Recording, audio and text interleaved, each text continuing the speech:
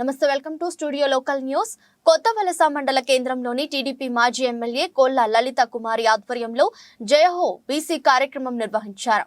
మాజీ ఎమ్మెల్యే కోళ్ల లలిత కుమారి మాట్లాడుతూ బీసీలను అన్ని రకాలుగా అభివృద్ధి పదంలో నడిపించిన ఏకైక పార్టీ తెలుగుదేశం పార్టీ అని, అందుకు వారందరినీ ఏకం చేయడమే లక్ష్యంగా ముందుకు అడుగులు వేయడానికి తెలుగుదేశం పార్టీ ఈ జయహో బీసీ కార్యక్రమాన్ని తీసుకొచ్చిందని తెలిపారు.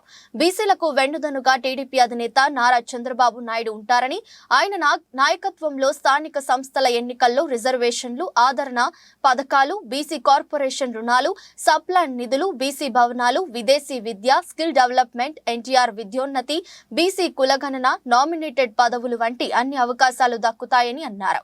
అంతేకాకుండా విద్యార్థులకు విద్యారంగంలోనూ, నిరుద్యోగ యువతకు ఉద్యోగ ఉపాధి అవకాశాలు ఉంటాయని తెలిపారు.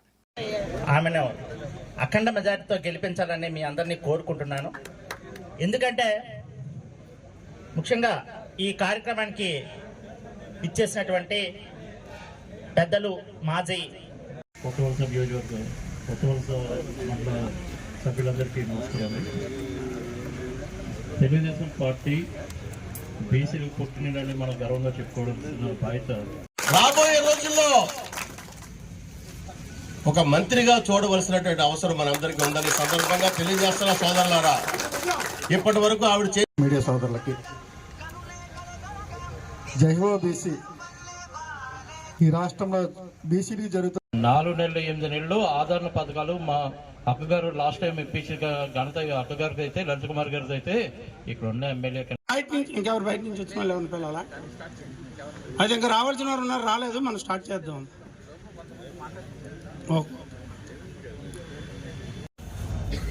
తెలుగుదేశం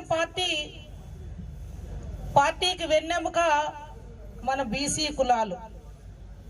స్వర్గీయ అన్న ఎన్టీ రామారావు గారు మనకు ఆనాడు తెలుగు వాళ్ళ కోసం ముఖ్యంగా అనేక పథకాలు ఇచ్చాం.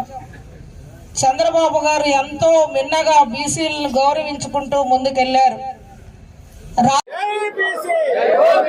జై బీసీ